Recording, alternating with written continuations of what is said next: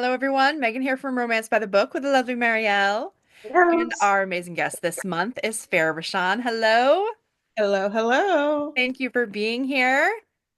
We read Happy to be here. Pardon My Frenchie. I got this little bookmark this weekend when I got to meet you. Very exciting.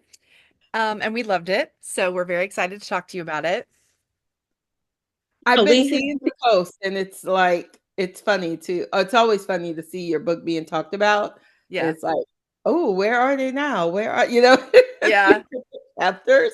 So, yeah, it's been fun. That's we funny. had a lot of fun with it. And I feel like right now there's a lot of like contemporary romance that is being like rom comified a little bit. But sometimes they're not like Not very funny. that funny. Yeah, This was funny. And Yes. even though there were some serious, and we'll talk about it Yeah, too as we get in the conversation, but it was a really fun read. yeah. So we had a great time with it. we did. I think this is like truly my first true rom-com because I think everything is rom-comified. It's I don't know how you can say it. I made You that. know, Oops, sorry. Yeah. everything has the illustrated cover and it sometimes doesn't fit the book. This one, when I went, when I started out writing it, I knew I wanted to laugh and bring joy. Yeah. So yes, definitely a rom-com in every way. Yes, for sure. So I guess we'll start with the setting, which is New Orleans. What made you decide on New Orleans for your setting? Well, because it's home. Okay. I've set books in, I think the Boyfriend Project series was set in Austin, and I did live there for a while, and it's a tech heavy city, so it Mhm. made sense. But for this one, New Orleans is a dog friendly city, Mm. for one thing.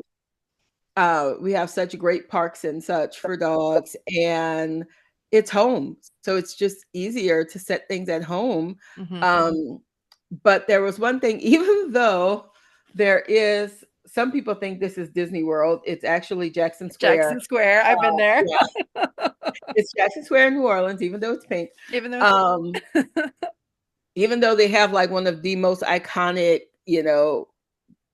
scenes of New Orleans on the cover. One thing that I set out to do with this series was actually show other parts of New Orleans Mhm. Yeah. because it seems every time you have a book set in New Orleans, it's the French Quarter. Mhm. Mardi And Gras. I am a big proponent of, highlighting that New Orleans is not just the French Quarters. There's so much more. Mhm. So yeah, this one is set in the Bywater, it's literally right next to the French Quarter, but it's such a different vibe Mhm. for the Bywater St. Rock area.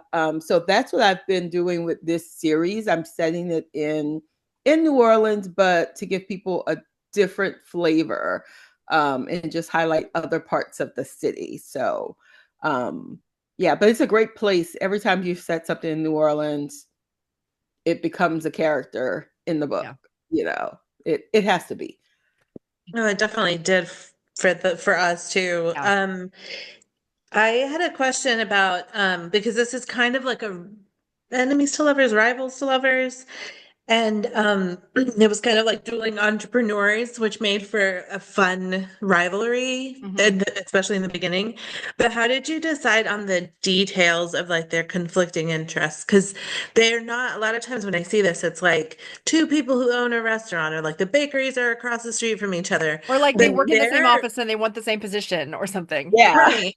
Mhm. But in this case, their businesses didn't really, they weren't the No, same business. Yeah. no, it was the house. And Hmm. that's really how in this book, Ashante she's had her eye on this great house in the Bywater neighborhood.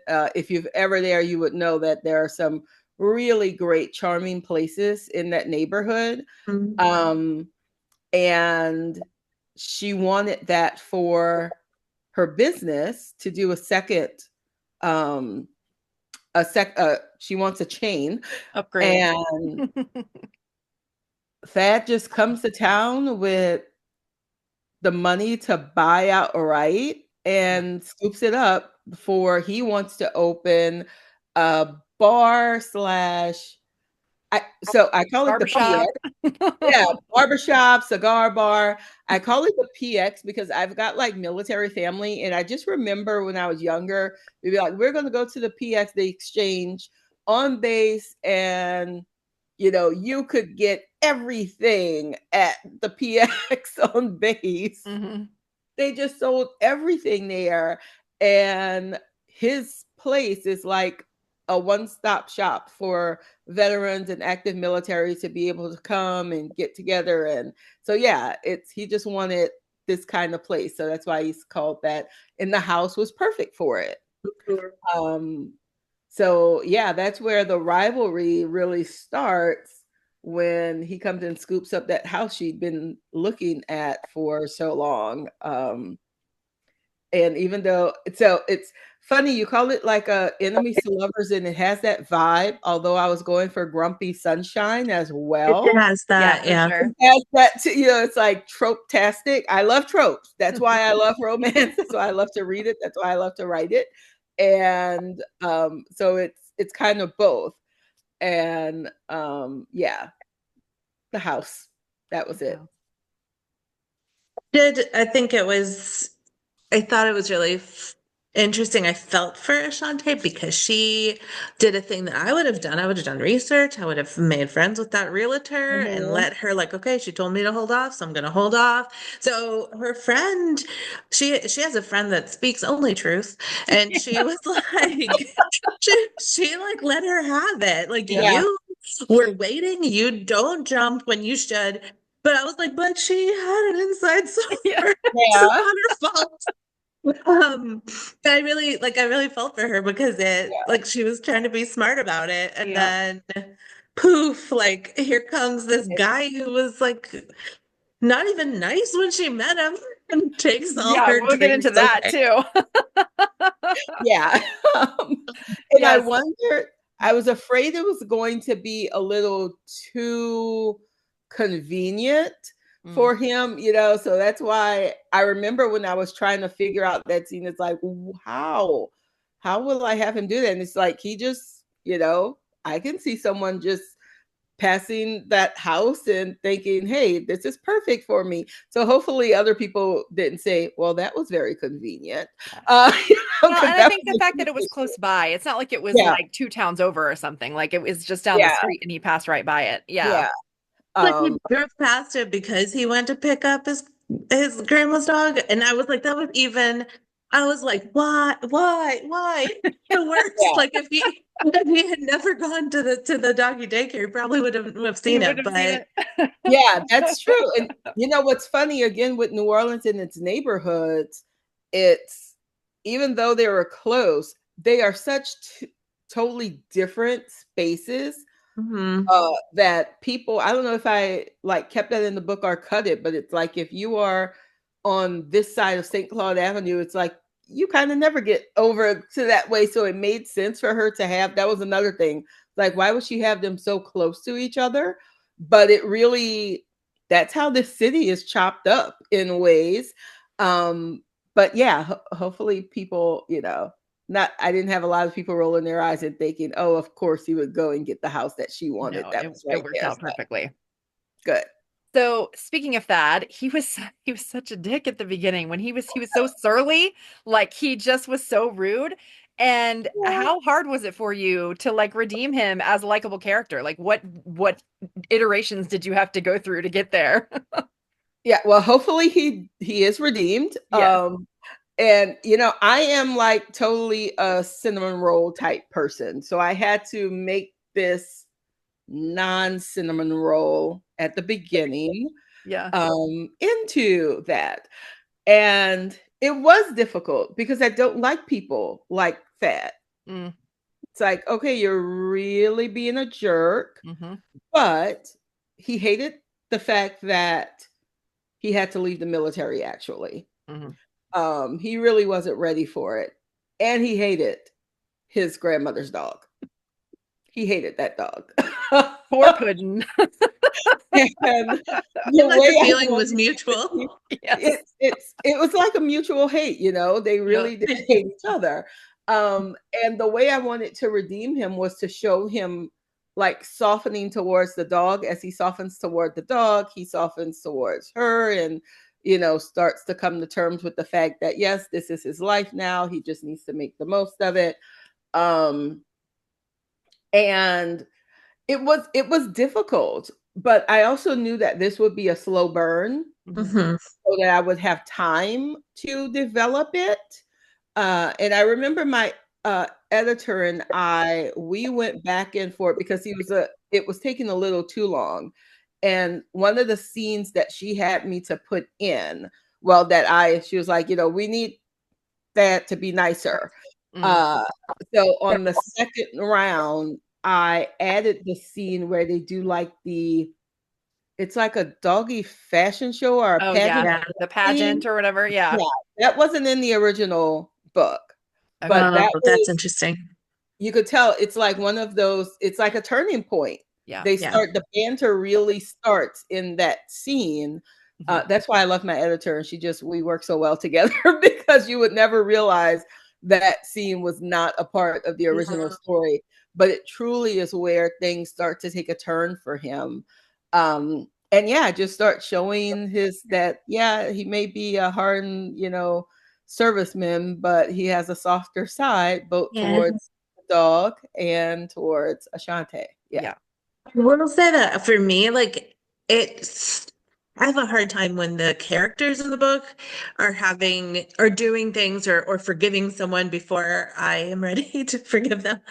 And in this case, I thought Ashante, like the fact that when they first meet and he is like the grumpiest of grumpies, she's like, oh, you don't like a dog. Also, you're rude. And now you're going to complain about the fees. And like, she was just kind of like, no. No to you. So, yeah. But when they see each other again at the doggy fashion show, she's kind of like, because it's like clear that he cares about his grandma, but there starts to be like pros. Before it was like all cons, and now there's a couple of pros.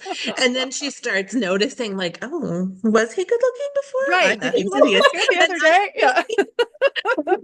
Kind of like I, as a person who also I think would have was responding that way, if I felt very validated, and it made it sold it for me, which was really fun to read, like to go on that journey with her. Yeah. Good. Yeah, that was really fun for me when she was like, "Oh, was his voice deep before?" Yeah, because he was so rude. I didn't notice. It was the whole not liking dogs first. It was like that's an instant red flag, and she was like, "No." But yeah, he was videotaping the show for his grandma, so it was like, well, you're like maybe a little less bad than I thought. Yeah, maybe he does have a sexy voice. Yeah. Yeah, that was fun. I'm trying to next thing that I wanted to ask too was about especially about Ashante. They both kind of had tragedy in their backstory, but for Ashante, the fact she was the sunny end of our grumpy sunshine. And I was curious how you were able to like balance her like sunshine with because her backstory is really quite sad, and like there's just it's heavy, but the book doesn't feel heavy. She as a character doesn't feel heavy. Like she has a lot of responsibility, and you can see how that responsibility like molded her in a way into like the cautious person that she is today. But it didn't feel sad or like her personality was put on or anything like that. How'd you do that? Explain. I don't know. Maybe it's the psychology background coming in. That we sometimes it was one of those things where I've gone through in the last 5 years. I've like lost two of the closest women in my life, my mom and my sister. And it kind of made me the matriarch of the family, which still makes me like laugh because I'm still a child. Yet everyone in my family, you're like, where are the adults? It's like I'm the one who has to do the adulting now. Everyone's always coming to me So, and you can't really like break down when your niece needs one thing, your dad needs something else. It's just you have to just suck it up and go. And Mhm. I think a part of her, she just always had that disposition. That's how with her personality, because I am a psych major. One of the main things I do is I work very hard on personality. I use a bunch Mhm. of like my old personality tests from psychology days and such when I develop characters, because I just think that's the most important thing when you're developing people. And I just wanted to stay true to that personality that, life is hard, but what are you going to do about it?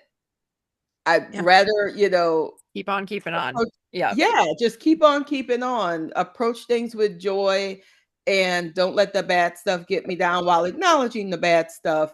Mhm. I'd rather spend more of my days joyful than mired down in the heavy stuff. And it was just trying to keep that personality and not make her seem like naive or too Right. sugary sweet. Yeah. Yeah. That was like my biggest thing, because that's the whole grumpy sunshine. One of my Mhm. issues with it, I've read a couple of books and I just thought, okay, Pollyanna. yeah, it's just a Yeah. little too Pollyanna. And that was my biggest issue with writing Ashante's character, is trying not to make her too Pollyanna. Yeah. And of course, I used like her friends, level headed Evie and salty as a saltine cracker Ridley, to kind of balance her out. Yeah. She was so Um, great. I love her. yeah, I'm starting Ridley's story now. Ashante's story is done. I have the arcs for it. Not Ashante, Evie's Evie. story. Oh, Evie, uh-huh. Um, I don't know now if to call her Evie or Evie, because I found out that the narrator called her Evie. I always called her Evie. So I'm still Oh. going back and forth between You the two. know, when I see that at first, I always think Evie, but later on, when somebody said her full name, I was like, oh, it should be Evie then. Like that was my like Yes. thought. Yeah. Yeah. I don't listen to my audiobooks or anything. So I had no idea until a reader told me. So, but it is Evie. Her name is Evelyn. Um, but and I don't remember where I was with that I'm writing Ridley's story right now. Yeah. Yeah. And trying to, because she's kind of the unlikable one. So And saucy. I love her.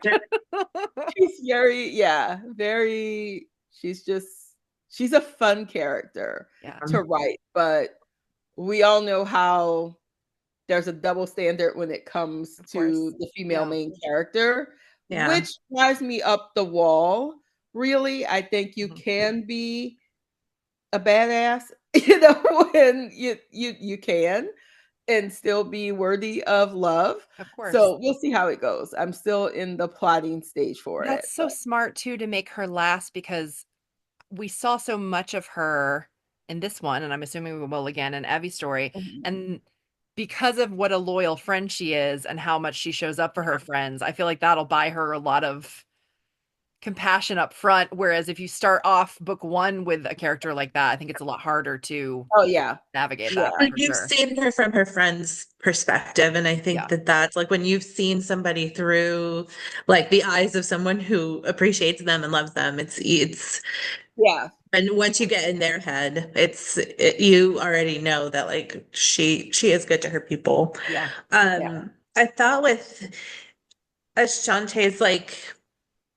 I thought it was interesting the way that like as he learns more about her, he has to like recalibrate his level of respect and like what he thinks about her because um I guess this is a thing that you probably thought about already, but I feel like it's easy to dismiss somebody as being like naive or just like yeah, silly or frivolous or whatever until all of a sudden you're like, oh no, like this person this is a serious person who has made a choice to like be joyful in their life or to right. like promote the parts of their life that's sunny. And for somebody who was having such a hard time adjusting to like a change that he didn't really want to make, yeah, then coming across somebody who like, oh, she's kind to people and is trying to like help her neighborhood out or whatever, even though of talking about somebody who like had stuff happen to them that they didn't choose, Yeah. like Yes. Yeah. like a million times worse than having to leave And the just army. having to leave. Yeah. Yeah. Yay, you got it. It's like, okay, I did that because that's You did exactly it. what I wanted to show. Yeah, that is exactly what I wanted to show. So apparently I did a good job of that. You Yay. did. It was really We'll good give for you your me. flowers today. Thank you. Yeah, it's a And it was delicate kind of balance. like you didn't have to tell us, like, look here. It was just as you were reading it, you Yeah. were like, Yeah, oh, yeah. yeah. Okay, good. That makes me feel good. Yay. Because you never want to like bang people over the head with Yeah. something, but you also, there's this whole thing of you're trying to entertain more than anything, but you also have to get these heavy parts in. And I don't know how I do it. I know I rewrite a lot to make sure. And it's also one of those like it's just the vibe of it. That's the word that I've started using. It's like I know what vibe I want to come out of that. So yeah, I think I did it okay. Yeah. It's just the magic of writing, I guess. Yes. It does I seem like never think magic it's to going to me. happen for the next book, and it tends to happen. So yeah. Well, that's exciting. We get to revisit these characters again. I was hoping since Yeah. she had two friends that that's where we were headed. So, oh, look Oh, at that. Okay. Yeah. oh, I This is love gonna be that. fun. Yeah. So Cute. it's going to So be there fun. soon. And I just reread it because I just had to go through the page proofs. Hmm. And I thought, because I never like my books, I never like them, and as I was reading the page proofs, I was like, oh, yay. It actually is a good book. I always think this is the one that's going to end my career. And Oh. yeah, every single time, and my niece is always like, get yourself a glass of wine and just sit and read. And that's what I did. And then I found myself laughing. And this is a second chance as well. But yeah, I like it. I That's like so it. Yay. fun. How So it's exciting. always good when I like it. Yeah, that's awesome. And so when does that come I like out? the revision. You're looking for the things that have to be fixed. So I could Yeah. see where you would be like, Yeah. this is You'd be like, terrible, but oh, this again. Yeah. Yeah, that's what it is. This one comes out in July. It's July 15th. Okay. So yeah, another summer book. And I don't know if you can see, but this one takes place. It kind of looks like a bus, but it's a streetcar Streetcar. streetcar, yeah. uh, Cute. on St. Charles Avenue. So So this one cute. is in like the uptown St. Charles Avenue, Audubon Park Nice. area of the city. So that's another part of New Orleans that I always tell people. If you come there, you have to give yourself an afternoon on the St. Charles streetcar line and see all those gorgeous homes. And yeah, I So you're love that going to part of give the city. us that experience then. Yes. That's Exciting. nice. That's Yes, awesome. it's see something outside of the French Quarter. That's what I love. So yeah. And they That's did a great fun. job with the cover. I adore the cover. So yeah, I'm excited. It's really cute. And the title, did you come up with it? The Pugs and Kisses? That's really Yes. cute. Yes. I couldn't come up with a title, and I can't remember the one that Forever gave me. And I thought, no, I hate this because it didn't have, and they know I did, so I don't even feel bad saying that. But I thought you know, I have to go with, A punny um, title. yeah, it needs to Yeah. I mean, continue with yeah, this is fun, perfect. the You got to dog stick with the puns, theme. And the funny thing is, when I was like, I need the dog puns to go, and Evie had a dog that she finds, or I'm not going to give stuff away, but it wasn't a pug. But then I found Pugs and Kisses, and I thought, well, somebody's got to have a pug because this is the cutest title. So I rewrote it so that she'd have a pug. She Love has it. a puggle. It's a puggle. It's a pug and beagle mix. So, Oh but my close gosh, enough. that sounds adorable. Yeah. So it's nothing but the dog puns Oh, here. that's so fun. Yeah. And then after that, we'll look forward to Ridley's. So that's so exciting. Yeah, Ridley's. I'm still thinking of titles for her. She's just, but the other thing with Ridley is she is It's not not a a dog lover. person. Yeah. She's not a dog lover at all. So, I but love that in the book when she's like, I don't do dogs. And Thad's like, me neither. And yet yeah, here we are. yeah. So it's gonna be fun writing a dog centered book about a person who doesn't love dogs. But we'll see. Yes. Again, still plotting it. So I guess we'll start with the questions we always ask everyone we talk to. And mine is, what's your favorite trope to read? Enemies to lovers. Okay. It's always, yeah. I love tropes and I go after tropes depending on my mood, you know. Mhm. That's what I Yeah. love about romance Yeah. because I'm also a mood reader, but I will always be in the mood for an enemies to lover story Okay. because I love the banter. Yeah. I Yeah. do have really good banter usually. Yeah. My question is about your writing, and it's if we caught you, if we were a fly on the wall when you were in the middle of Mm. your writing process, what would we see? Oh my gosh. Um hopefully you wouldn't see me crying. You would definitely see me with my head like this, you know, because that's how I usually am in my office. But no, my writing is I write in these little snippets of time, 25-minute snippets of time. I always have my diffuser going with some type of, you know, creative.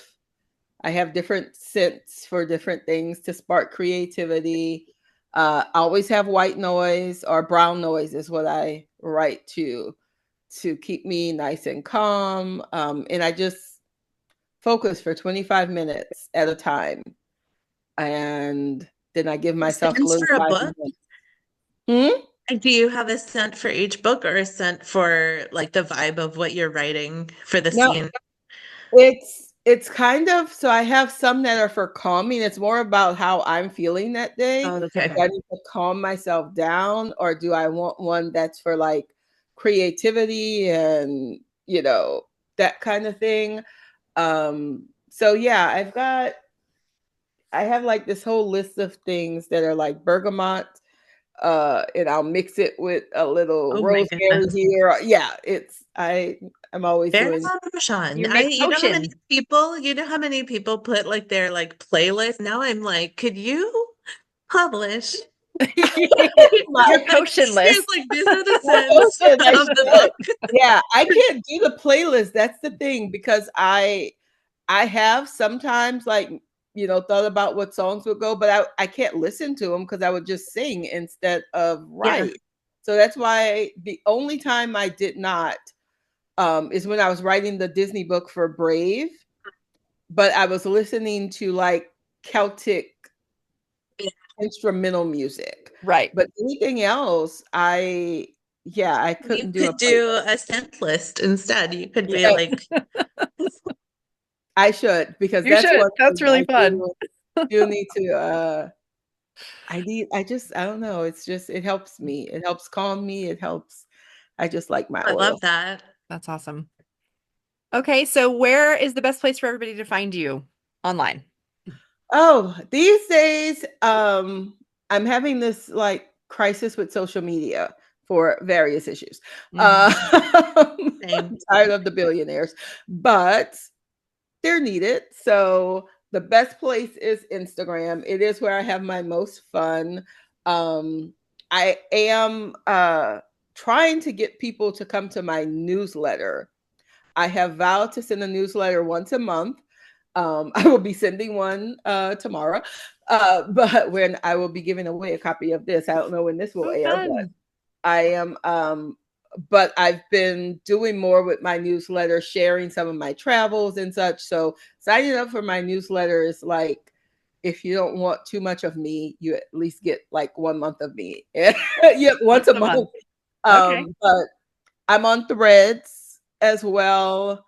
Um, I haven't been on TikTok since the ban, so I may go back to TikTok. But Instagram is probably the best place now. It's where I'm most active, and you get a little peek of not just my writing stuff, but I'll share pictures of Disney trips, which I'll be going next week. So if you want to see a little bit of Epcot's newest festival that they have going on, Festival of the Arts, I'll be posting food from there. So follow Okay. me on Instagram. Awesome. Well, thank you so much for being here. We really appreciate your time and we loved the book. Thank you so Thank you much. all. Thanks so Thank much you for so picking it. much. And everybody, we'll see you next month. You bet.